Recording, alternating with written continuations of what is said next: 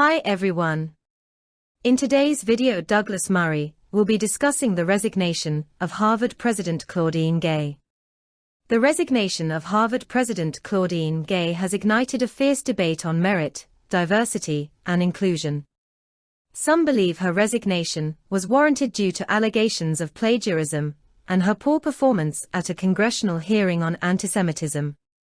However, others argue that her departure represents an attack on diversity and is indicative of a broader racial agenda.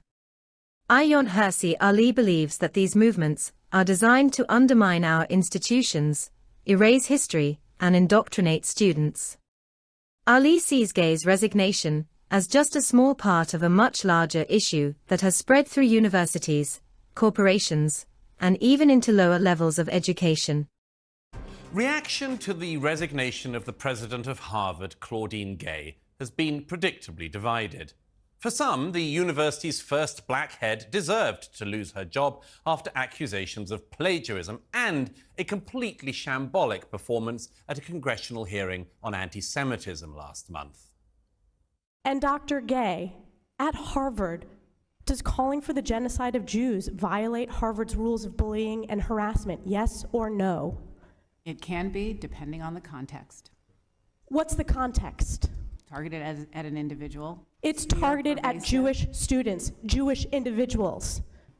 So the answer is yes, that calling for the genocide of Jews violates Harvard Code of Conduct, correct? Again, it depends on the context. It does not depend on the context. The answer is yes, and this is why you should resign.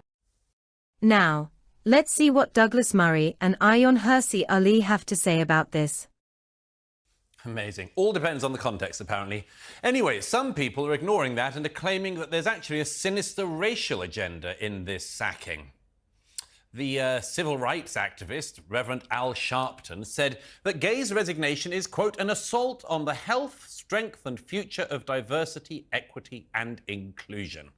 Well, my next guest has done a lot of thinking about this subject, and she says it's time to make merit matter more than liberal box ticking.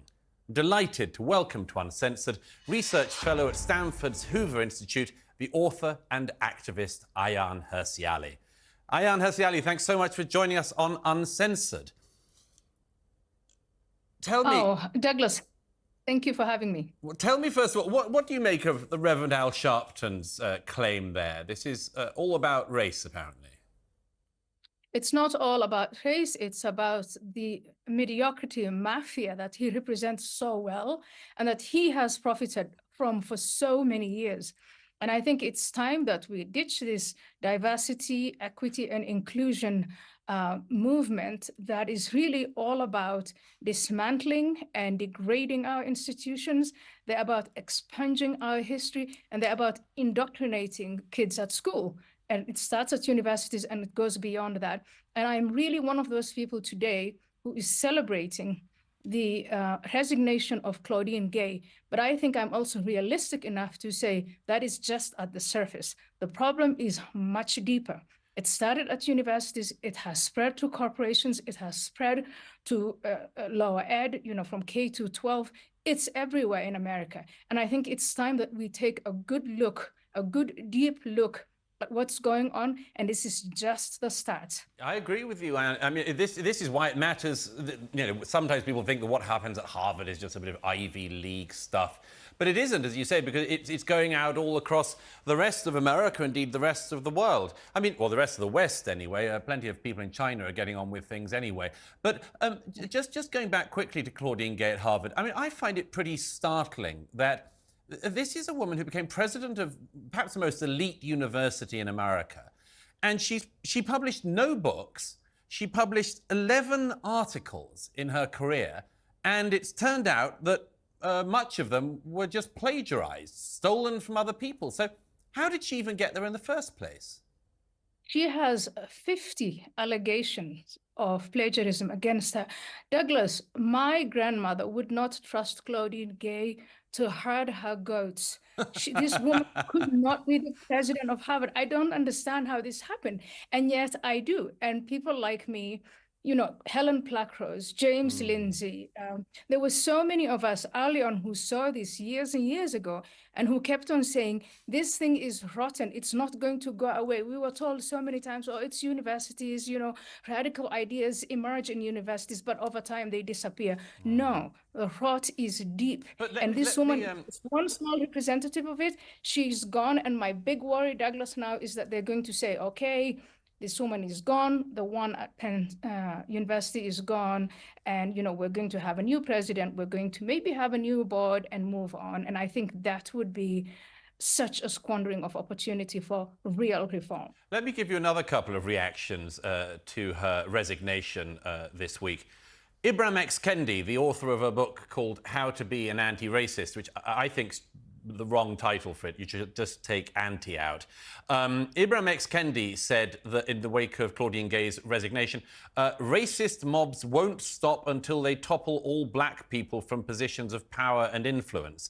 And Ida Bay Wells, Nicole Hannah-Jones, one of the authors of the 1619 Project for the New York Times, said after the resignation, academic freedom is under attack, racial justice programs are under attack, black women will be made to pay. I mean, there are still people clinging on to this, aren't there, Ayan? This sort of, somebody must be defended simply on the colour of their skin, and all the claims of plagiarism, which would get any student chucked out, and all the inability to condemn racism, which would normally lead to condemnation, all that sort of brushed to one side, because what really matters is just the colour of somebody's skin to these people. Ibram X. Kendi is a racist. He is a certified racist. Everything, all the work he has done, all his actions are about promoting racism. And so this man is being outed. What he stands for is being exposed. And I think what's happening now is because of his exposure, the kind of, they have this magical, I'm looking for the word, the spell that they've been putting on people. Just by calling them racist, they would get what they want out of them. They would get the positions, the stature, the money. I think all of that's going to disappear. So they're now coming out in panic and saying, oh my goodness, everybody is a racist. Black people will be. No, black people will benefit from this. Finally, those individuals who are black, who have worked hard for their degrees and the positions they have and their businesses, those people are going to shine. And these like mafia, mediocre mafia people, they're going to be exposed and hopefully be taken to where they belong, which is the dustbin of history. Now, couldn't agree more, but Ayan, just tell me, I mean, it's so much wider, this, for the whole of society, isn't it? Because, I mean, once these ideas of, you know, prioritising people because of their race or their sex or their sexuality, once those things are pushed to the forefront, then all the issues of merit get inevitably just pushed to the back. And that just has a trickle-down effect on every aspect of society, every job, every recruitment process. You're, if I can say so, I mean, you're an amazing example of merit in your own life. You escaped a forced marriage, went to the Netherlands, learned Dutch, which isn't easy, became a member of the Dutch Parliament, and built a career for yourself in Europe and then America. Why is it, though, that this sort of merit-based system, why do you think it's become so unpopular? Because surely, as you say, it's the best chance anyone has. It's not unpopular, but this is a very loud minority that want to get ahead only for themselves. And then they're claiming they speak for all blacks, for all women, for all, you know, gender identity minorities. They don't speak for any of these minorities. They do this so that they can get ahead. Ibram X. Kendi speaks for himself. Claudine Gay speaks for herself. She doesn't speak for me.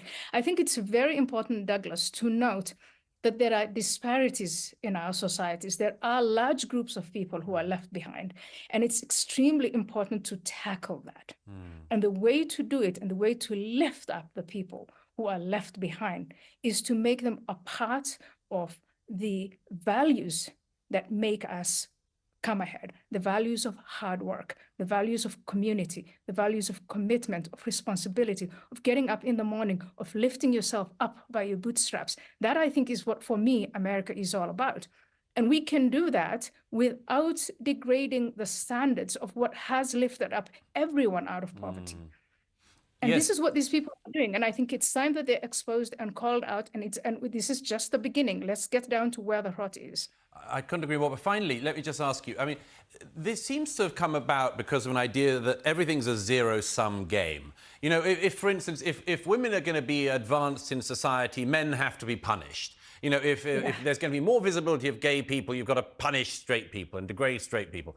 And that if you're going to make more opportunities, or not even more opportunities, just put people in positions of more prominence in American society or British society, you've got to sort of beat up on white people a bit. And all the studies have shown in recent years, in America and in Britain, there was one again just a couple of years ago, that this means, among other things, that you have the left behind of white men, young white men, who nobody's speaking up for. Absolutely. You hear that all the time. You don't want black men to move ahead and leave white young men behind. You want everyone to advance. And I think in order to do this, we have to be really honest about the frameworks that we have, the framework of equal opportunity, not equity, as they call it, which is the E in the DEI, which is about equal outcomes. And we know where equal outcomes, we know where hardcore socialism and hardcore communism, we know where they lead. They lead to more disparity, more division, and they lead to the gulags. And that's what these people are all about. And I think I'm just really grateful that the conversation has now begun and that we can, A, address disparities and fight racism, fight misogyny, stand up for people with gender dysphoria and not have their suffering used against them so that people like these crazy transgender activists can get ahead. And I think, Douglas, I mean, Happy New Year. I think we are starting the new year off on a good place. Well, I agree, but who'd have thought that Harvard was the place which DEI went to die? Thank you very much, Ayaan Hirsi Ali. Welcome back anytime.